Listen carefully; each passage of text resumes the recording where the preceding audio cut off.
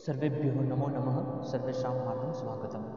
आज हम एमए उत्तरार्ध संस्कृत के तृतीय प्रश्न पत्र नाटक एवं नाट्यशास्त्र में महाकवि भवभूति विरचितम उत्तर रामचरित्र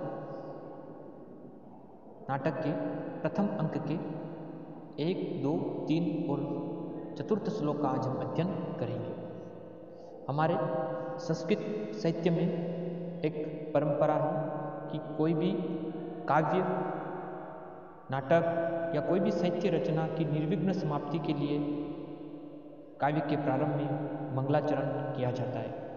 महाकवि भवभूति ने अपने उत्तर रामचरित्र नाटक की निर्विघ्न समाप्ति के लिए मंगलात्मक नांदी की अवतारणा इसके प्रथम अंक के इस प्रथम श्लोक में प्रस्तुत की है। मंगलाचरण 3 प्रकार का होता है: आशीर्वादात्मक, वस्तु निर्देशात्मक और नमस्कारात्मक। मैं इस मंगलाचरण का वाचन करता हूँ, तत्पश्चात हम इसके अर्थ को देखेंगे। आशीर्वादात्मक या नमस्कारात्मक मंगलाचरण है ये। भवभूति मंगलाचरण कर में क्या करें हैं? इदं कविभ्य पूर्वेभ्यो नमो वाकं प्रशास्म्यः विन्देम देवतां वाचं अमृताम् आत्मनः कला। इदं कविभ्यो पूर्वेभ्यो नमो वाकं प्रशास्म्यः विन्देम देवतां वाचं अमृताम् आत्मनः कला। इदं कविभ्यो पूर्वेभ्यो नमो वाकं प्रशास्म्यः विन्देम देवतां वाचं अमृताम् आत्मनः कला। अन्वय इस तरह से होगा श्लोक का। पूर्वेभ्यो क्या कह रहे? पूर्वेभ्यः कविभ्यः नमो वाकं आत्मनः अमृतां कलां देवतां वाचं विन्देम इदं प्रशास्म्यः। क्या करें भवभूति? पूर्वेभ्य कविभ्य, पूर्वेभ्य यानी पूर्व के जो भी कवि हैं, कविभ्य चतुर्थी विभक्ति है कि हम पूर्वेभ्य कविभ्य नमो वाकम, यानी हम प्राचीन जो कवि हैं जैसे वाल्मीकि जी है, कालिदास जी है, तो हमने सबसे पहले इसमें वाल्मीकि, क्योंकि जो उत्तर रामचरित्र जो नाटक है वह रामायण पर आश्रित है, रामायण के रचनाकार है महर्षि वाल्मीकि। तो पूर्वेभ्य कविभ्य नमो वाकम, भवभूति कह रहे हैं कि हम प्राचीन वाल्मीकि आदि कवियों को नमो वाकम यानी उनको प्रणाम कर यह कामना करते हैं कि आत्मनः अमृताम कलाम देवताम वाचम विन्देम इदम प्रशास्म्यः। वाचम, वाचम करते वाणी की देवी सरस्वती, यानी आत्मन अमृताम कलाम यानी ब्रह्मा जी की असभूत यानी अमृत के रूप में निरंतर विद्यमान रहने वाली कलाम देवता यानी कला रूपी सनातनी सरस्वती देवताम वाचम यानी उस सरस्वती वाणी को हम प्राप्त करेंगे। अर्थात ब्रह्मा जी की नित्य कला सरस्वती हमारे मन मंदिर में निरंतर सदा प्रकाशित होती रहे, जिससे सब अर्थों का हमारे अंतःकरण में स्फुटन हो जाए। वह प्राचीन कवियों के ग्रंथों के अनुशीलन से ही संभव है। अतः सर्वप्रथम हम उनको प्रणाम करते हैं, उनको प्रणाम अर्पित करते हैं। एक साथ अर्थ को देखिए क्या कह रहे हैं भवभूति? पूर्वेभ्य कविभ्य नमो वाकम यानी हम प्राचीन वाल्मीकि आदि कवियों को प्रणाम कर उनको नमस्कार कर यह कामना करते हैं कि आत्मना अमृताम कलाम देवताम वाचम यानी परमपिता परमेश्वर की अमृत रूप में विद्यमान रहने वाली असभूत सनातनी निरंतर विद्यमान रहने वाली जो वाणी वे अमृत स्वरूप है। इस प्रकार सरस्वती की वाणी को हम क्या करें? उस सरस्वती रूपी वाक देवी रूपी उस वाणी को हम प्राप्त करें। अर्थात ब्रह्मा जी की नित्य कला सरस्वती हमारे मन मंदिर में निरंतर सदा प्रकाशित होती रहे, जिससे सब अर्थों का हमारे अंतःकरण में परिस्फुरण हो जाए। वो प्राचीन कवियों के ग्रंथों के अनुशीलन से ही संभव है। अतः सर्वप्रथम हम उनको प्रणाम करना अर्पित करते हैं। महाकवि भवभूति के कहने का तात्पर्य कि हम गुरुतुल्य प्राचीन कवियों को प्रणाम करते हैं, जिनके अनुग्रह से रस, भाव, गुण, अलंकार, रीति, ध्वनि आदि से युक्त सहृदय आस्वादन युक्त प्रसादनी कविवरों से वंदनीय निरंतर विद्यमान रहने वाली अमृता स्वरूप काव्य स्वरूपणी शक्ति रूपी वाक्य की देवी सरस्वती हमारे चित्त में निरंतर निवास करे, जिससे कि काव्य निर्विघ्न सफलतापूर्वक अपने उद्देश्य में सफल हो सके। इस तरह से महाकवि भवभूति ने इस नाटक के प्रारंभ में भारतीय परंपरा के अनुसार निर्विघ्न काव्य की समाप्ति हेतु ग्रंथ के आरंभ में आशीर्वादात्मक एवं नमस्कारात्मक मंगलाचरण किया है। इस श्लोक से इस नाटकीय घटना चक्र की ओर भी हमें एक संकेत प्राप्त होता है। जब सीता प्राप्ति के अनंतर लक्ष्मण आदि भी वाल्मीकि से गंगा प्रवृत्ति को प्रणाम करते हैं, स्वीकार करते हैं कि उन्हीं के अनुग्रह से वे पुनः भगवान श्री रामचंद्र की अंशपुत्र परम वंदनीय सीता देवी का साक्षात्कार कर रहे हैं। इस तरह से महाकवि भवभूति ने इस नाटक के प्रारंभ में आशीर्वादात्मक एवं नमस्कारात्मक मंगलाचरण किया है। एक बार पुनः श्लोकावाचन कर अर्थ को देखते हैं। क्या कह रहे हैं भवभूति? इदं कविभ्यो पूर्वेभ्यो नमो वाकं प्रशास्मः विन्देम देवतां वाचं अमृताम् आत्मनः कलाम्।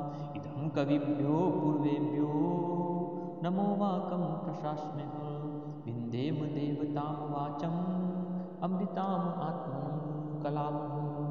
पूर्वेभ्य कविभ्य नमो वाकम, यानी हम प्राचीन वाल्मीकि आदि कवियों को प्रणाम कर कामना करते हैं कि आत्मनम यानी हमारे चित्त रूपी अमृता यानी अमृत में रूपी विद्यमान कलाम देवता वाचम यानी ब्रह्मा जी की साक्षात देव स्वरूपणी अमृत रूपी सनातनी सरस्वती वाणी को हम प्राप्त करें, अर्थात ब्रह्मा जी की नित्य कला सरस्वती हमारे मन मंदिर में सदा प्रकाशित होती रहे, जिससे सब अर्थों का हमारे अंतःकरण में उनका स्फुटन हो जाए। और यह प्राचीन कवियों के अनुशीलन से संभव है, अतः हम उन कविवर वाल्मीकि आदि कवियों को भी हम प्रणाम अर्पित करते हैं। सर्वेभ्यो नमो नमः। आज हम एमए उत्तरार्ध संस्कृत के तरतीब प्रश्न पत्र नाटक एवं नाट्य शास्त्र में महाकवि भवभूति विरचित उत्तर रामचरित्र के प्रथम अंक के दूसरे श्लोक का अध्ययन करेंगे। अब नादि पाठ के पश्चात सूत्रधार कहता है कि अलम इति विस्तरेण, यानी बस अब अधिक विस्तार मत करो। अद्य खलुह भगवतः काल प्रियानाथस्य यात्रायाम आर्य मिश्रान विज्ञाप्यामि, यानी मैं भगवान काल प्रियनाथ शंकर की यात्रा के अवसर पर अब मैं सामान्य महाभानु से निवेदन करता हूँ कि एवं अत्र भवन्तो विधान कुर्वन्तु, यानी आप लोगों को ज्ञात हो कि अस्ति खलु तत्र भवान काश्यप श्रीकंठ पदलाचनम पदवाक्य प्रमाणज्ञो भवभूतिर्नाम चतुर्कणी पुत्रः, यानी काश्य गोत्र उत्पन्न व्याकरण मीमांसा तथा न्याय के पंडित भवभूति उपाधि से विभूषित जतुकर्णी के पुत्र आदरणीय श्री नीलकंठ नामक कवि हैं। इसके पश्चात वह भवभूति की विशेषता को बताता है। उन्हीं भावों का उल्लेख महाकवि भवभूति ने उक्त श्लोक में किया है। मैं श्लोक का वाचन करता हूँ, तत्पश्चात हम इसके अर्थ को देखेंगे। भवभूति की विशेषता को उल्लेखित कर सूत्रधार क्या कह रहा है?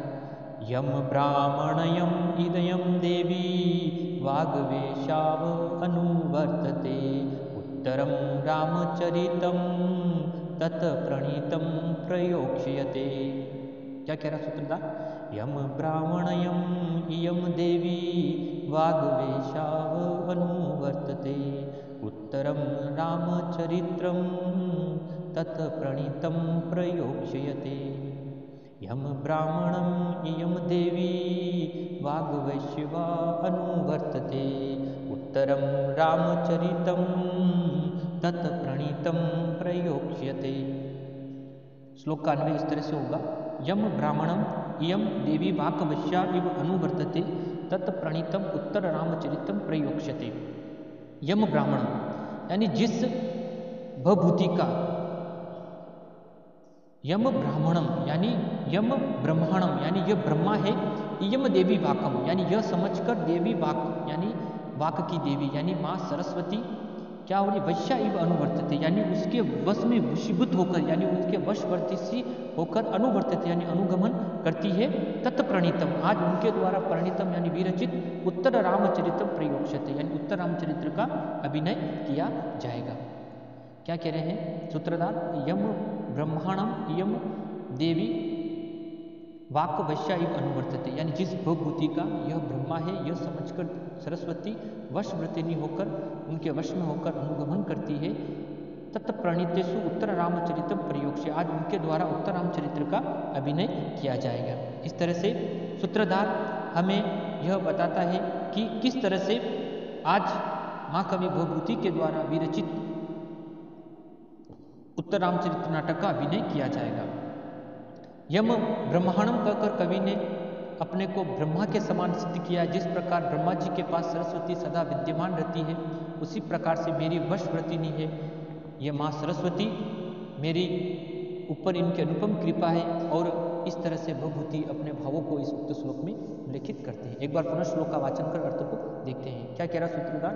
यम ब्रह्माणयम इयम देवी वागवेशाव अनुवर्तते उत्तर रामचरितम तत्प्रणीतम प्रोयक्षते। यम ब्रह्माणम इयम देवी वाकवश्या, यानी जिस भवभूति का यह ब्रह्मा है यह समझकर देवी वाकवश्या यानी देवी सरस्वती वर्षव्रतिनी होकर उनका अनुगमन करती है। तत्प्रणीतम, आज उनके द्वारा उत्तर रामचरित्र नाटक का अभिनय किया जाएगा। नमो नमः। आज हम एमए उत्तरार्ध संस्कृत के तृतीय प्रश्न पत्र नाटक एवं नाट्य शास्त्र में महाकवि भवभूति विरचित उत्तरामचरित्र नाटक के प्रथम अंक के तीसरे श्लोक को देखेंगे। इस वाले श्लोक में अब सूत्रधार कहता है कि अयोध्यावासी तथा रामचंद्र जी के अभिषेक का समय हो गया है। चारों ओर वह देखता है, और जब सूत्रधार को यह लगता है कि राज्याभिषेक के समय दिन रात नांदी प्रयोग गान वादन हो रहा है, फिर यह चौराहे अब शून्य क्यों है, इस उत्सव के समय ऐसी शांति क्यों छाई गई है, तब नट महाराज उस सूत्रधार को क्या बताता है, उन्हीं भावों का उल्लेख महाकवि भवभूति ने उक्त श्लोक में किया। मैं श्लोक का वाचन करता हूँ, तत्पश्चात हम इसके अर्थ को देखेंगे। क्या कह रहा है नट? वसिष्ठ अधिष्ठतया देव्या गता रामस्य मातरः रुदिन्तीं पुरस्कृत यज्ञे जामातुर आश्रम। वसिष्ठा अधिष्ठया देव्या गता रामस्य मातरः अरुदन्तीं पुरस्कृत यज्ञे जामातुर आश्रमम्। वसिष्ठा अधिष्ठता देव्यो गता रामस्य मातरः अरुन्धतीं पुरस्कृत यज्ञे जामातुर आश्रमम्। क्या कह रहा नट? वसिष्ठ अधिष्ठत्या देव्यो गता रामस्य मातरः अरुन्धतीं पुरस्कृत यज्ञे जामातुर आश्रमम्। वसिष्ठा अधिष्ठत्या देव्यो गता रामस्य मातरः अरुन्धतीं पुरस्कृत यज्ञे जामातुर आश्रमम्। श्लोक का अन्वय होगा। वसिष्ठ अधिष्ठत्या देव्यो रामस्य मातरः अरुन्धतीं पुरस्कृत्य यज्ञ जामातुर आश्रम गतः।